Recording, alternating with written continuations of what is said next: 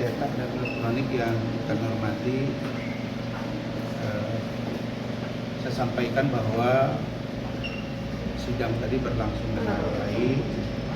Kemudian pertanyaan-pertanyaan dari GPU juga ukur, begitu juga dengan Ibu Ketua Majelis, anggota Majelis, dan juga dari tim hukum saya, termasuk dari saya. Agak kenceng bang. Jujur, ya saya sebenarnya kecewa. Saya kecewa.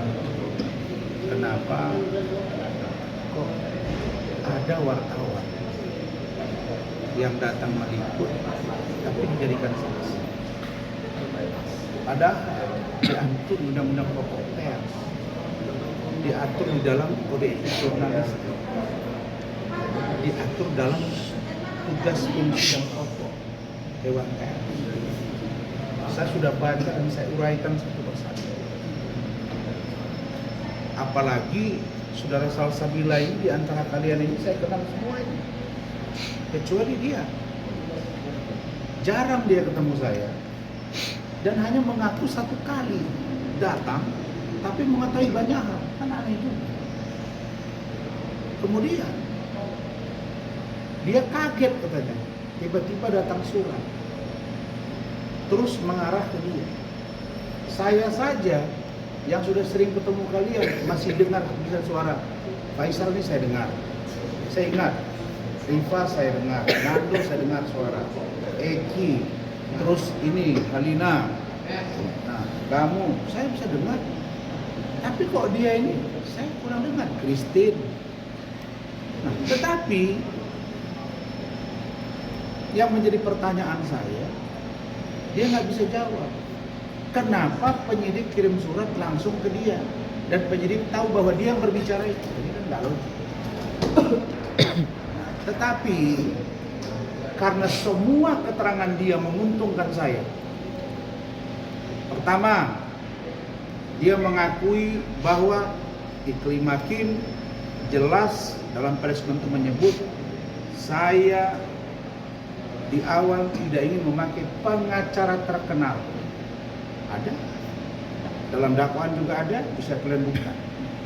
Tetapi setelah saya pikirkan, saya menunjuk Bang Razman. Ditanya oleh wartawan, kenapa menunjuk Bang Razman? Untuk menjawab tuduhan-tuduhan netizen. Wah. Artinya saya sebagai pengacara Iklim Hakim. Kalau saya sebagai pengacara, saya tidak boleh dikenakan Undang-Undang Tindak Pidana Pencemaran Nama Baik, karena saya menjalankan tugas profesi. Undang-Undang advokat mengatur bahwa advokat tidak identik dengan klien. Nah, itu menguntungkan karena dia tegaskan, dan saya ulangi lagi, penegasan itu dijawab ya. Yang kedua, adakah Iklim Hakim ketika preskon di kantor saya kelihatan nggak di bawah tekanan? Jawabnya tidak. Kalau tidak di bawah tekanan, artinya apa yang dia sampaikan itulah fakta. Maka berbeda dengan pengakuan Hotman yang mengatakan sayalah yang mencuci pikiran dan mengarahkan atau memframing seorang Iklim Hakim mengaku bahwa dia dilecehkan. Ya begitu. Yang ketiga, Iklim Hakim juga dengan nada menangis mengaku dilecehkan dan itu di medio Februari 2022. Pengakuan-pengakuan dari Iklim Hakim ini dengan sebutan saya ketika menjawab pertanyaan wartawan diduga, tidak ada yang menuduh. Maka sempurnalah menurut saya dan tim bahwa posisi saya sebagai lawyer dan keterangan dari Salsabila, bagaimana ceritanya kok langsung tahu bahwa itu adalah Salsabila. Padahal yang bertanya itu banyak dan pertanyaan dia tidak spesifik. Yang spesifik itu misalnya dugaan kelainan seksual, itu yang nanya bukan dia, tapi laki-laki. Nah, saya menjawab pertanyaan wartawan. Jadi minggu depan, maaf, tanggal 17 Ya, tambah 1 minggu lagi, berarti 1 bulan ini. Karena saya terima kasih Ketua Majelis, anggota Majelis mengabulkan harapan Rahmat, jangan sampai dia menikah terus dipaksa harus pulang, sehingga bulan madunya nanti terbengkalai. Jadi dikasih waktulah, tertunda, dikasih waktu oleh Ketua Majelis memahami. Dan saya sangat apresiat Ketua Majelis dan anggota Majelis paham dia. Mereka paham bahwa Rahmat itu tim tank saya di dalam. Yang menjadi teman tadi sudah lihat, karena persidangan hari ini kan sebenarnya dibuka untuk umum, ya kan? Teman-teman pasti sudah menyaksikan dari awal, dari pembukaan sidang sampai penutupan sidang.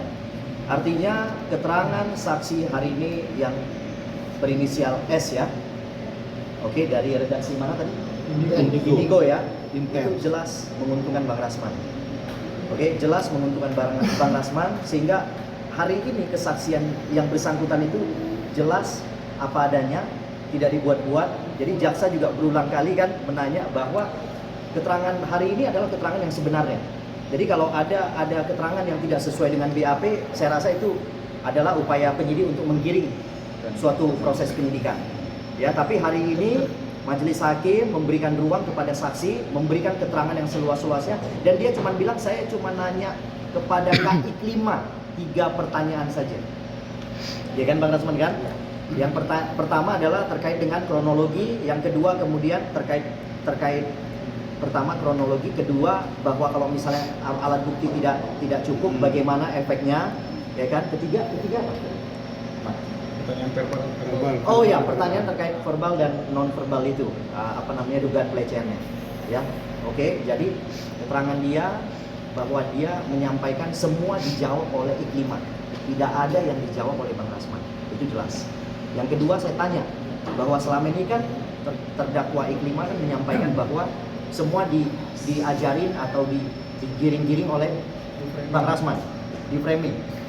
Jelas saksi tadi menyampaikan tidak ada upaya menggiring pada saat press con itu. Jelas saya bertanya itu, Bang Rasman bertanya itu, dan mungkin Rahmat juga bertanya, dan majelis hakim juga sempat bertanya, dan itu jelas tidak ada penggiringan. Jadi jelas Iklima itu menyampaikan secara spontan dan sendiri, ya kan, kemauan dia sendiri. Jadi tidak ada digiring-giring oleh klien saya bernama Dr. Rani. Oke, itu dari saya. Selanjutnya